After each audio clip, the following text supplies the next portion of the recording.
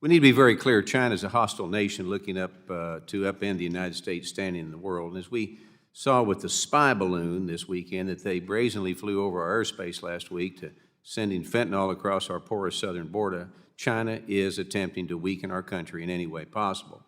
An important piece of this equation that we must take a serious look at is foreign purchases of farmland that is threatening our country's national scrutiny. And in my home state of Texas, foreign entities control more than 4.7 million acres of land. We talked about that earlier, and I'm also a rancher. So should any hostile nation like China want to cause permanent harm to our food security and domestic supply chains is a real problem, and this is how they would do it. So, Mr. Fetto, a question, can you expand upon the threat that foreign agricultural purchases put on our country's national security, and do you think Treasury is currently equipped to tackle this threat? Sir, thank you for the question. I do think they're equipped.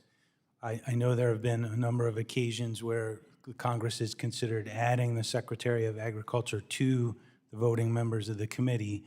The way the committee has been constructed by Congress, Treasury has the ability to bring in any department at any time to participate in the analysis of an issue like food security, agricultural infrastructure security, and so I do think they're equipped to do so.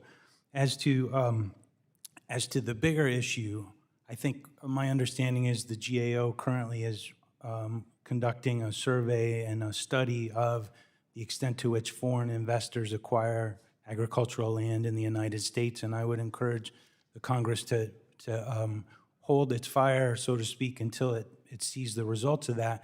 My understanding is, at this moment, Chinese ownership of agricultural land in the United States is somewhere around 340,000 acres, and that's compared to almost 900 million acres of farmland. So I just would suggest that before we move forward with a response from a national security perspective, that we make sure that we're not taking a baseball bat to something that needs a more precise scalpel to tackle.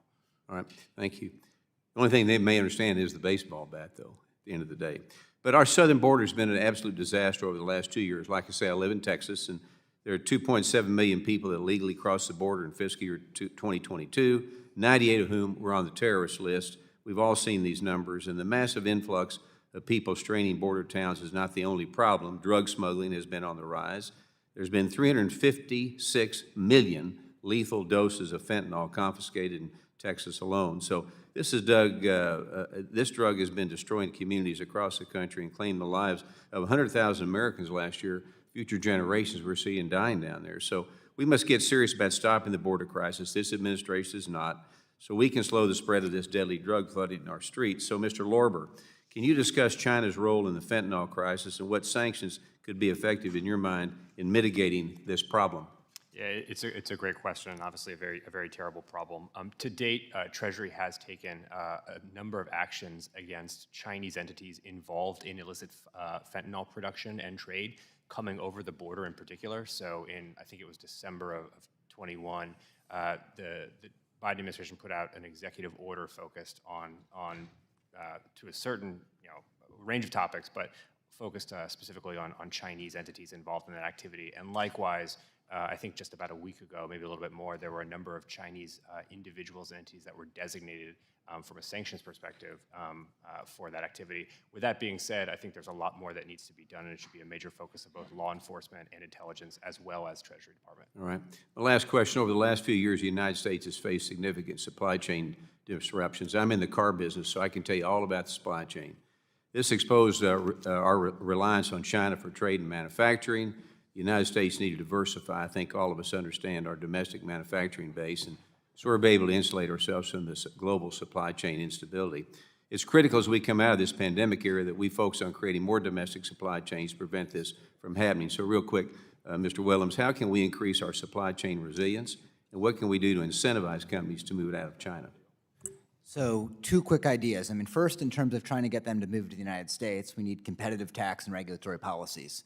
Second, in terms of diversification, I would look at a friendshoring strategy, and I would look at trade agreements as a positive incentive for companies to move out of China. Gentleman's time is Yield expired. back.